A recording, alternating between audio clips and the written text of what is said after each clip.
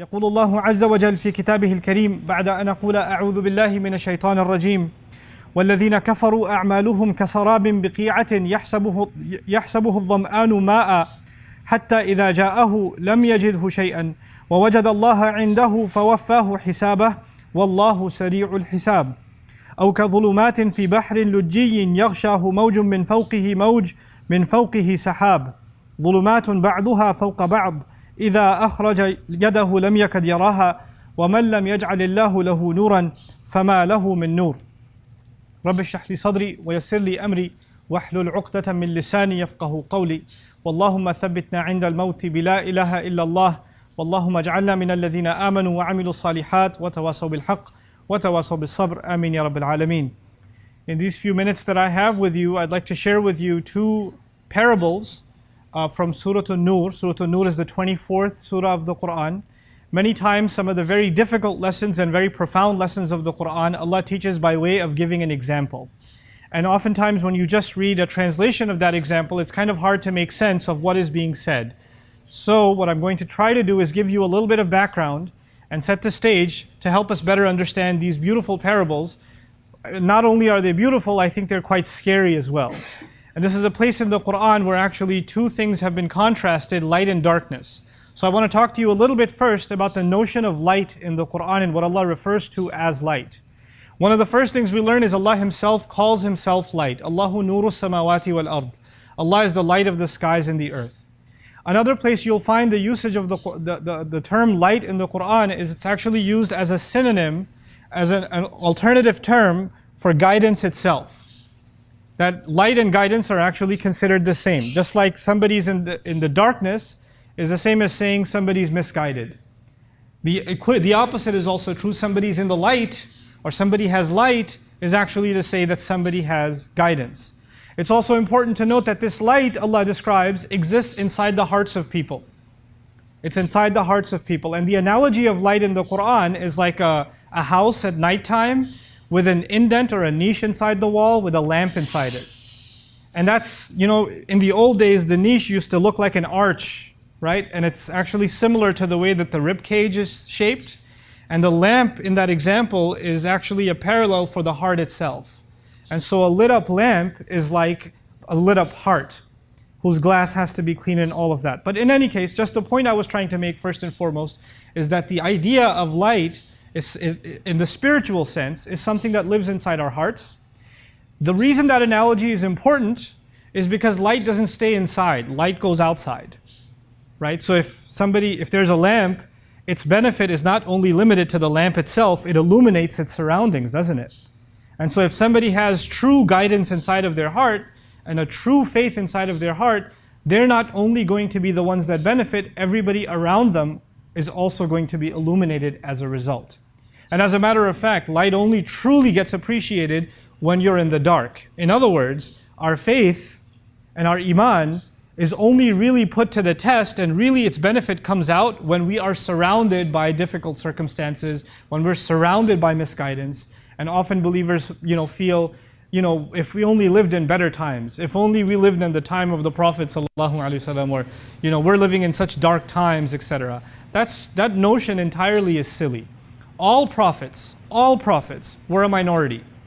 The believers have always been a minority. And the majority of people around them were in the darkness. And so when you say, I wish I was living in those times, you're not wishing for anything much different, maybe even wishing for something much tougher. Right? So that's the first thing I wanted to get out of the way. The second thing I want to talk to you guys about when it comes to this idea of light is it's not just something figurative. In other words, obviously if you open up somebody's chest, you're not going to see light inside. But actually a day is coming when you will. On the day of resurrection, Allah actually turns our faith into real, actual light. And we all have to take a walk on Judgment Day after our judgments are done. We have to take a walk towards our final destinations, either heaven or hell. And there are people who had faith with them, which is nurun yas'a bayna aydihim wa bi aymanihim. There are two kinds of light that are going to aid us on that day when there's complete darkness. The light is going to be coming out of our chests, and there's another light that's going to be coming out of our right hands. That's what the Quran describes on a couple of occasions. That light is supposed to help you navigate through this difficult path so you and I can make it to the gates of heaven. That's the point of it. Okay? Now, why are there two kinds of light? One of those lights has to do with your sincerity to Allah and the genuineness of your faith. That's inside of your heart. Only you know that and Allah knows that. Nobody else can check it. The other light, as I mentioned, comes from your right hand. And that light is actually a representation of the things you and I did in this life. If you had good deeds to do, if you did good works, then those works are going to get converted into light on that day. So you've got these couple of torches on Judgment Day that are helping you navigate, that are helping you move forward, right? And at the end of the day, all of this conversation it's only got one purpose. You and I want to stand up on that day and we want to have some light on our hands. We want to be able to access that light so we can make our way to Jannah. Our Messenger ﷺ would describe that light on Judgment Day that we're going to be raised with is not all the same for everybody. It's not all the same. There are some people who barely have enough light, they can barely see their feet as they walk. That's how much light they have. There are those who have so much light that they can see it's as though that you can see from one city to the next one. That's how much light you have. And that depends on the strength and the purity of our faith and the strength of the deeds we left behind, doesn't it? And so that's the reason the parable of light is important. This was not the subject of my khutbah. I just wanted to set the stage. Allah wanted us to understand the concept of light and how we have to preserve that light in ourselves. And we have to ensure that that investment is maintained and not killed before we make it before Allah on Judgment Day. Right now you won't notice it, but on that day everybody's going to be wishing they have it. Now, these two parables that I wanted to share with you, these examples that I wanted to share with you, are actually not about light. They're about darkness. They're at the end, the two tragic cases of people who are not going to have light or who don't take advantage of the light that they have. And so I'll go through them one by one. Allah describes وَالَّذِينَ كَفَرُوا أَعْمَالُهُمْ كَسَرَابٍ بِقِيعَةٍ يَحْسَبُهُ الظَّمْآنُ مَاءً.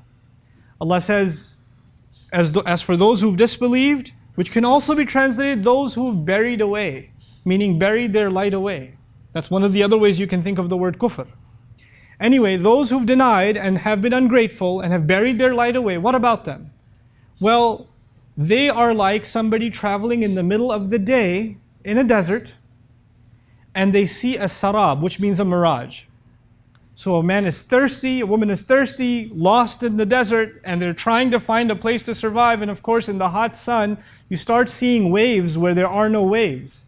Things get a little watery looking in the distance, and that's a mirage. And because you're dying of thirst, you think that's worth something. And so, يَحْسَبُهُ الظَّمْآنُ مَاءً, the desperately thirsty one runs towards that water, thinking that it's water. حَتَّى إِذَا جَاءَهُ, until the point where he reaches it. لَمْ يَجِدْهُ شَيْئًا, he found nothing there. It was just sand. It was a false image. فَوَفَّاهُ حِسَابَهُ وَاللَّهُ سَرِيعُ الْحِسَابِ. So Allah, and he will only find Allah there. He was looking for water and Allah makes a strange turn in the example. He says instead of finding water there, he will find his master there. فَوَجَدَ اللَّهَ عِنْدَهُ فَوَفَّاهُ حِسَابَهُ. He'll find Allah there and Allah will complete his account there. Allah will give him what he deserves. وَاللَّهُ سَرِيعُ الْحِسَابِ. And Allah is quick in taking the audit. Allah is quick in taking account of all the things you and I did. That's the first example. I haven't explained it yet. I just want you to know what it is first. Now quickly the second example. Oh, another example. And this is going to be almost the opposite scene. First time we were in the desert, now we're going to be in the ocean. He says, كَظُلُمَاتٍ فِي بَحْرٍ. It's like layers on top of layers on top of layers of darkness out at sea. So we're not talking about the daytime now. We're talking about the nighttime. In the first example, it was clearly daytime because you don't see a mirage at night, you only see it in the day. And now you're out at sea and you're covered in layers of darkness.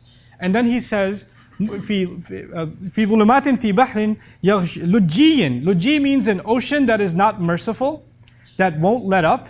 Like the waves are getting violent and you're hoping it was just one bad wave and then things are going to calm down. But no, the waves keep getting worse and worse and worse. Until يَغْشَاهُ مَوْجٌ مِّن فَوْقِهِ.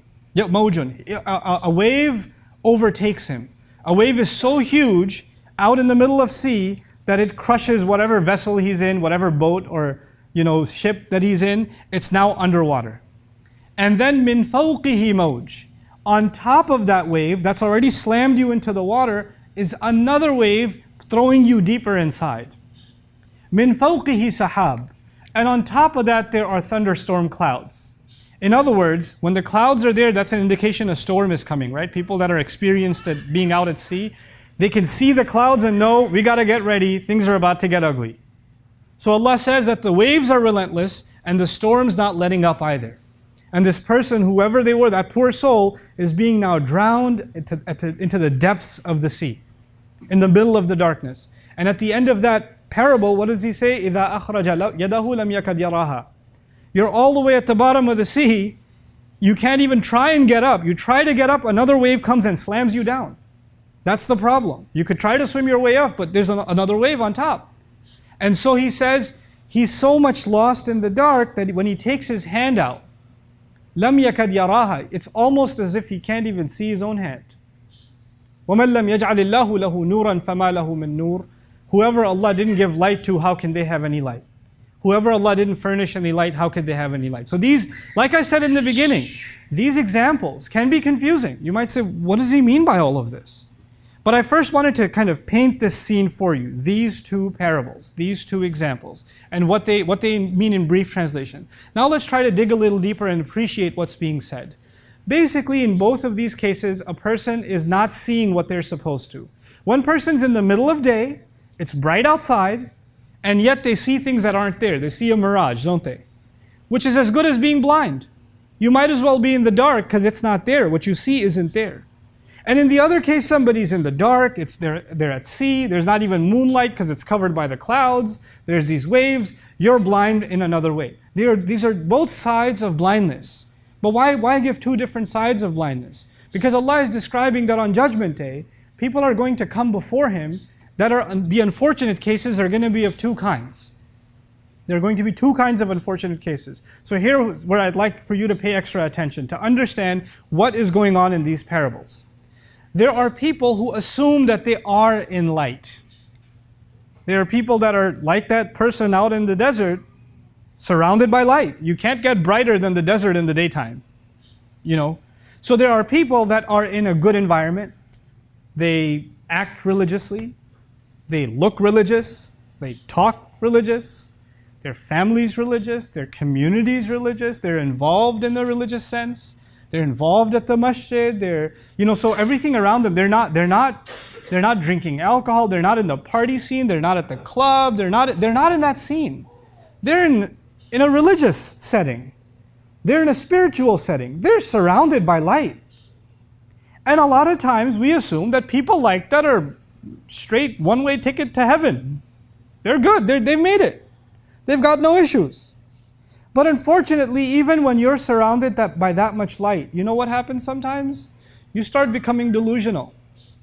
You start thinking that the appearance of looking religious, the words that you use that make you sound like you're religious, the outside of your being committed to the faith, you look like you're pretty enlightened, doesn't actually say anything about what's going on the inside. There could be two very different realities. We have, unfortunately, in the Muslim world, this is something Allah comments exhaustively on in the Quran. I'll just oversimplify it for now. Basically what happens is you have people that look very spiritual, very enlightened, very religious, very committed to the faith on the outside. And they commit to those things that make them look that way. So clothing becomes very important. Appearance becomes very important. Pronouncing certain utterances becomes very important. All the things that other people can perceive become important. But there's something going on inside of you like greed, like jealousy, like pride, like anger, like hatred. You can't see somebody else succeed, it bothers you. You don't feel even a little bit of sympathy when you're being ruthless to children in the family. You don't consider the people whose rights you're taking away because it's all personal, nobody's going to find out. You don't see it because it's not in front of people, so it doesn't matter. What is in front of people needs to look pristine. And what's going on inside is ugly. It's dark. And these people assume that because they're doing good things, they're volunteering, They even grew out a beard. They put the hijab on. They even memorized some Quran. They worked on their tajweed. All the outside stuff is pretty good. They start assuming also that Allah is going to really reward me for all of this. I'm doing pretty good. As opposed to this other person who can't even recite the Fatiha. As opposed to that other person who can't even do this X, Y, or Z. They don't even pray in the masjid or whatever else. You start comparing yourself thinking you're doing pretty good because you're in the light. And that, by the way, that sense of superiority is probably the worst of all of the other vices I mentioned. When you start thinking and I start thinking that I stand in a better place than another human being before Allah, that pride is actually a replica of the pride of the devil. Why did he say, I'm superior? You know, the sense of superiority, you know, تِلْكَ الدَّارُ الْآخِرَةِ نَجْعَلُهَا لِلَّذِينَ لَا يُرِيدُونَ عُلُوًّا فِي الْأَرْضِ وَلَا فَسَادًا وَالْعَاقِبَةُ لِلْمُتَّقِينَ. I'm being asked to move all of you forward, so move forward as much as you can. Allah says that next home that He built, heaven, He made it for people who don't want to feel superior in this earth. They don't have a desire for ulu. They don't want to make themselves feel or give the impression that somebody else is little compared to them, lesser compared to them. They don't want that. And there are sometimes among us, maybe ourselves, because of our religious knowledge, because of our religious position, because of our religious perception of others, we do start thinking we're better than somebody else. We do become condescending towards others. This is the first example. People who actually think they're in light and they're doing good. But you're like a person in the desert. You're going to die of dehydration. And when you get there, what you think is water, meaning you think you're going to go to heaven and be replenished for all the deeds you did, all you find there is Allah who says, actually, you did everything else on the outside, but there was no light inside of you. That you don't get anything here. Allah is going to quickly take your account. You and I have to become people of introspection. Whether or not people praise you and me means nothing. As a matter of fact, whether or not people criticize you and me also means nothing. You have to be able to ask yourself, if Allah was to ask me right now what I'm doing is right or wrong, am I able to answer Him? Am I doing right by Allah? Because He's the only one I'm going to be meeting at the end of that journey. On the other side of it, there's another darkness. There's another failed scenario. One of them was people who thought they're doing good and they get there and they find nothing. But the other one is a completely different scenario. And the other one is a scenario of someone, like I mentioned, in the dark. And then they're even pushed into more darkness, and then more darkness, and they just keep going deeper and deeper. This is actually someone who's not in a good environment. This is someone who's not involved with anybody. They're not even around people who have strong faith. As a matter of fact, all the friends they have make them even a worse person. They instill even worse habits in them. And the environments they put themselves in, the situations they put themselves in, are pure evil. They're pure darkness. But they're addictive also. They keep going to that stuff. They go to those environments, they go to those friends, they go to those dark places, and they can't even help themselves go back over and over and over and over again. They form all forms of addictions to certain kinds of behavior, they form addictions to substances, and they can't let go of that entire scene. And what does Allah describe as these waves are coming and slamming you down and you're all the way in the depths of the darkness? The powerful thing here in this parable is Allah actually gave hope to those people too. He didn't say when he's at the bottom of the sea, he can't even see his hand. He said he could almost not see his hand, right? Your hand is a representation of what you do. Even in the depths of darkness, you could still kind of sort of see your hand. You know what that means? You still have some sense that this is wrong. What I'm doing is wrong. I shouldn't be doing this. I know better. I know I need to change. I'm humiliated by what I'm doing. I'm giving into something inside me that's very animal. I'm giving into something inside me that overtakes me, and I lose my connection with Allah. And every time I dive in, that connection gets hurt more and more and more and more. But every time it gets hurt, there's less and less light. But there's still a tiny bit of light left inside you that still lets you see. To help you understand this part better, our eyes are useless without light. If there are no lights on inside this room, and there are no windows, and there's absolutely no light, we are completely blind. Your eyes could be functioning perfectly, but there's no point. You're blind anyway because you are in the darkness. Allah is describing here, when you're in the bottom of the sea, when you're way down there, clearly there's no source of light, is there? I mean, it's already dark, it's already night, there are already clouds in the sky, and you're way deep down inside in the middle of the night. There should be zero light. You shouldn't say, I can almost see my hand. You should not be able to see your hand at all. The point is, you shouldn't be able to see your hand at all. But Allah is saying there's some light somewhere. The question then arises, where is that light? That's actually the light Allah put inside you, and Allah put inside me, inside of our hearts. He put it there. It's not some outside light, it's inside you. And it's using that, and it's being dimmed away, it's weakened, it's been covered by a lot of darkness, but it's still enough for you to see somewhat that you're doing something wrong. There's still hope in you. That light Allah does not let die. Imagine, back in the day, what is light at nighttime? How do you have a light? You have a lamp, you have a candle. That's how lights used to work. Once you take that candle underwater, what's going to happen immediately? It's going to blow out. There's not going to be any source of light. But somehow this source of light in the depth of the ocean is protected. Even though it's in such a bad environment, it's still protected. It's been weakened, but it hasn't been suffocated. It didn't blow out. It didn't get washed away. That's the light that Allah protected inside you and inside of me, no matter how far gone you think you are and how far gone I think I am. Mistakes happen. Sins happen. Crimes against Allah happen. Our hearts go in bad places, in dark directions. Our hands go in dark directions. We've made mistakes. But Allah's mercy, what does He say at the end? وَمَنْ لَمْ يَجْعَلِ اللَّهُ لَهُ نُورًا فَمَا لَهُ مِن نُورٍ. And for somebody who Allah wouldn't have provided them light, where would they have gotten light from? How could they have gotten any light if Allah didn't provide it? What is Allah saying here? Can you imagine where can light possibly come from in the middle of the ocean at the bottom? Where would it come from? Where do you think that light came from, if not from me? Allah is telling you and me, we give up on Him, He doesn't give up on us. We let Him go, He doesn't let us go. He keeps the hope alive. He lets us, the ability for you to even feel bad, somewhat, you drown that voice out. You hear it and you say, nah, I don't want to listen to this. I'm already in line to get into the club. I'm like the third person left before the entry. And now my conscience is kicking in and saying, you need to turn around and go. You shouldn't be doing this. That voice inside you is that little bit of light left. And you could suffocate at that time too, and then next time too, and then next time too. But there's a limit. And that's what I wanted to finally share with you. There is actually a limit. It's not limitless. It's not like Allah will keep your light alive at any cost. Allah will mention people who are dead already. They're dead already. They have no light left inside them. Allah will mention people whose hearts have turned into stone.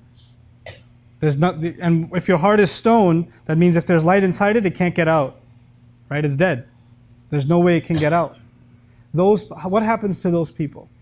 When they suffocate themselves, knowingly they suffocate the light inside of themselves, what happens to them? Allah says, وَزَيَّنَ لَهُمُ الشَّيْطَانُ أَعْمَالَهُم. That's the last thing I want to share with you. When that happens, how do you know that's happened to you? You will know that's happened to you when those things that are evil, that even though they're attractive and they're tempting and you're drawn to them, there's still some part of you that feels bad, right? When that's gone and it only looks beautiful, you justify it to yourself. Not only forget that it's one thing to say, I know it's bad, I know I'm messed up, but I still do it. I need to stop. That's one thing. That means you still have some light left. At least you recognize that it's what? Bad. But when the light is completely gone, then it's زَيَّنَ لَهُمُ الشَّيْطَانُ أَعْمَالَهُم. You don't see it as bad anymore. Now that's amazing. What do you mean it's bad? We're having a good time. What do you mean it's bad? You don't want me to live my life? What do you mean it's bad? That's awesome. That's like the reason we're alive. Your definition changes. You're no longer guilty. You don't even feel bad. You're actually now glorifying the sin that you're engaged in. You're glorifying the darkness. That's become beautiful to you. And that's when, instead of the definition of beauty and ugliness coming from Allah, based on the light that He gave you, now those definitions come to you from shaitan. Now that's a lost cause. That's beyond hope, And I pray Allah never lets us fall into that. Sometimes there may be you and I may be doing something evil, and there is something called a defense mechanism, right? It just kicks in. Somebody calls you out on it, or your own conscience calls you out on it, and you start rationalizing it to yourself. No, it's not that bad. I mean, it's messed up, but it's not that messed up. I mean, come on, I was in a tough situation. Well, what do you expect me to do? And we justify to ourselves, right? But deep down inside, you also know that you're lying to yourself. At least you know you're just trying to cope with having to live with the decision you've made or the sin that you're engaged in. But you don't even believe your own argument, actually. You don't even believe it yourself. That is, at the end of the day, the most precious thing Allah gave us, is that light. I told you that's the last thing. Since I have a minute, I'll throw one last thing in.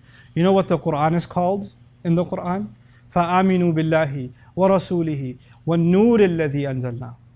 Believe in Allah and His Messenger and the light that we sent down. Allah calls the Quran light. It's not an accident. He calls it light because my engagement with Allah's words, that's Allah talking to me. It's not just a book. It's not just something I recite. It's Allah talking to me. When Allah talks to me, then that light inside me gets stronger. Because that itself is light. Those words themselves are light from Allah Azza wa Jal. My iman will be restored. My vision for what is right and wrong will be restored again when I keep coming back to Allah's book and keep coming back to Allah's book. But that coming back to Allah's book cannot be artificial. It can't just be that I recite it and I put it down. It can't just be that I read its translation to argue with my friends about what this verse means or that verse means. It can't be for that. It has to be, Ya Allah, I need light for myself. Give me light in your words. That's the humble, begging attitude of a slave with which I must come to the word of Allah. Even the word of Allah, subhanAllah, it's the word that's supposed to make me humble. Today, you and I approach it as something as a tool for argument. Or we study it as something interesting. Or we study it as a casual pastime. We don't think of it as a lifeline. We don't think of it, this is me, this is Allah talking to me. This is Allah giving me value, addressing me, a letter, what He calls risalati Rabbi, letters from my master. Literally, messages, letters from my master. Like, when somebody writes you a personal note, and you're like, wow, they took the time? That's Allah to you in the Quran. And if you can develop that, then that light will not become weak. Allah will not let it become weak. May Allah Azza wa Jal connect us deeply, our hearts, with the Quran and maintain that source of light for us. May Allah Azza wa Jal strengthen the light in our hearts no matter how weak it's become. May Allah Azza wa Jal also not make us delusional into thinking that the outwardly deeds that we do are going to compensate for the vices we carry inside of our hearts. And may Allah Azza wa Jal allow all of us to cleanse our hearts to the best of our ability. Barakallahu li wa lakum fil Qur'an al-Hakim wa nafa'ani wa iyyakum bil ayati wa dhikr al-Hakim. الحمد لله وكفى والصلاة والسلام على عباده الذين اصطفى خصوصا على أفضلهم وخاتم النبيين محمد الأمين وعلى آله وصحبه أجمعين. يقول الله عز وجل في كتابه الكريم بعد أن أقول أعوذ بالله من الشيطان الرجيم إن الله وملائكته يصلون على النبي يا أيها الذين آمنوا صلوا عليه وسلموا تسليما. اللهم صل على محمد وعلى آل محمد كما صليت على إبراهيم وعلى آل إبراهيم في العالمين إنك حميد مجيد. اللهم بارك على محمد وعلى آل محمد كما باركت على إبراهيم وعلى آل إبراهيم في العالمين إنك حميد مجيد. عباد الله رحمكم الله اتقوا الله إن الله يأمر بالعدل والإحسان وإيتاء ذي القربى وينهى عن الفحشاء والمنكر ولذكر الله أكبر والله يعلم ما تصنعون. أقم الصلاة إن الصلاة كانت على المؤمنين كتابا موقوتا.